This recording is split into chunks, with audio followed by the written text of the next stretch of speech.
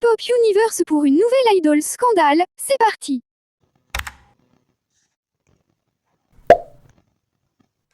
Être une idole n'est pas une tâche facile. Entre les entraînements intensifs, les concerts, les régimes, sans oublier le fait qu'ils doivent tout le temps faire attention à leur image, ainsi que les emplois du temps super chargés à suivre, les idoles doivent faire face à un autre problème de taille appelé les sasaengs. Pour ceux qui ne le savent pas, les sasaengs sont des fans obsessionnels qui font de la vie des idoles un cauchemar. Beaucoup d'idoles sont malgré eux souvent confrontés aux sasaengs.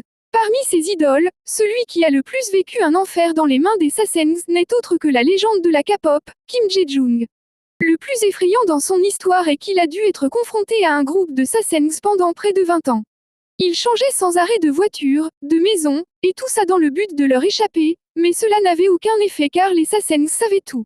Mais ce qui était encore plus effrayant et faisait que son histoire était digne d'un film d'horreur, est une série de photos de l'intérieur de sa maison prises pendant qu'il dormait et qui avaient été envoyées directement sur son téléphone portable. Restez jusqu'à la fin car vous verrez que plus on avancera dans l'histoire, plus vous serez étonné, surpris et même en colère. Alors bon visionnage. Numéro 1, l'icône de la K-pop la plus recherchée. Kim Jae-jung est une idole de la deuxième génération ayant fait ses débuts avec le groupe TVXQ, un groupe légendaire de la deuxième génération qui avait bouleversé la K-pop de l'époque grâce à ses performances captivantes et son chant époustouflant. Même de nos jours, les diffusions en direct de TVXQ sont considérées comme étant l'une des meilleures de l'industrie K-pop. Bien que les membres du groupe étaient tous adorés par le public, Jae-jung était celui qui se démarquait le plus, tellement qu'il était surnommé l'icône de SM Entertainment et de toute l'industrie en général. Jae-jung était considéré comme ayant le plus beau visuel et ce, dès ses débuts.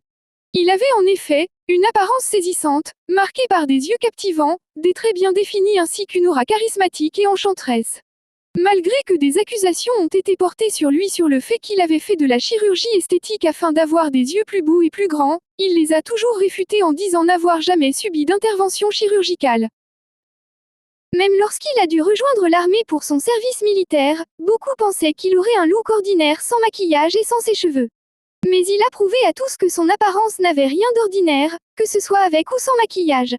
Jae-jung n'était pas seulement célèbre pour son apparence, mais aussi pour sa capacité à chanter qui était très impressionnante, ce qui fait qu'il était très respecté parmi les siens. De plus, il était maître-auteur-compositeur, produisant des chansons à succès sans précédent. Il était aussi un acteur très respecté avec des nombreux prix à son actif.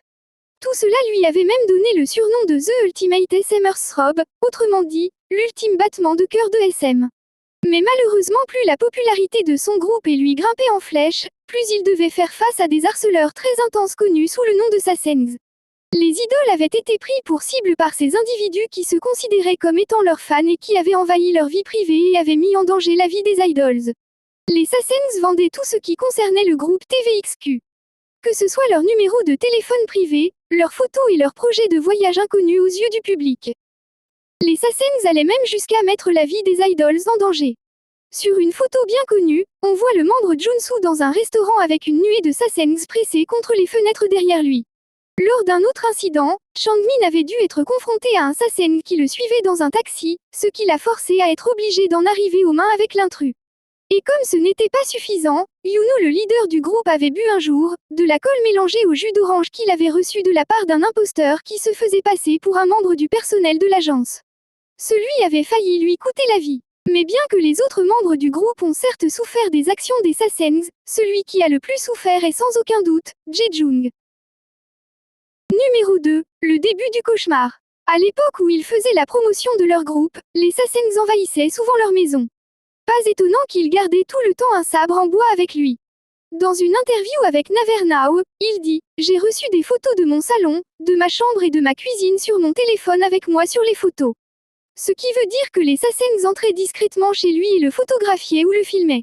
Il a continué en disant « Je ne sais pas comment ils ont obtenu mon numéro de téléphone, mais ils m'ont envoyé ces photos. » Il y a même une photo de Jae-jung et d'une sasaeng en train de le regarder par la fenêtre. Vraiment très glauque. Au cours d'un incident tristement célèbre dans le passé, une sasaeng s'était faufilée sur lui pendant qu'il prenait une pause dans un sauna pour hommes et avait pris des photos de lui pendant qu'il dormait. La sasaeng l'avait ensuite posté ça en ligne, se vantant de l'avoir embrassé pendant qu'il dormait. Après qu'il ait commencé à vivre seul, Jae-jung a été gravement choqué d'apprendre qu'une sasaeng avait loué en face de lui au même étage en plus. La maison qu'il avait achetée l'avait plu à cause de la terrasse, mais hélas, il ne l'avait jamais utilisée car l'assassin le surveillait tout le temps sans repos. Un jour, pendant qu'il dormait, il entendit sonner à sa porte. En allant vérifier à l'interphone, il n'y avait personne et cela s'est répété plusieurs fois, jusqu'à ce qu'il a décidé d'ouvrir légèrement la porte. En l'ouvrant, il vit 2 pieds devant sa porte. Effrayé, il s'est empressé de fermer la porte et d'appeler la police, ce qui a fait fuir l'intrus. Mais cela n'avait pas eu grand effet car la police elle-même n'avait rien pu faire et a dit que c'était normal pour les fans de vouloir voir leur idole. Quelques nuits plus tard, les Sassens étaient devenues plus audacieuses, allant jusqu'à secouer violemment la porte, essayant ainsi de forcer la porte avant d'entrer. En raison de toutes ces perturbations qu'il subissait, Jae-jung a été obligé de déménager chaque 2 ans et d'acheter une nouvelle voiture à chaque fois car les Sassens découvraient toujours ces nouvelles voitures et le suivaient encore et encore, sans arrêt.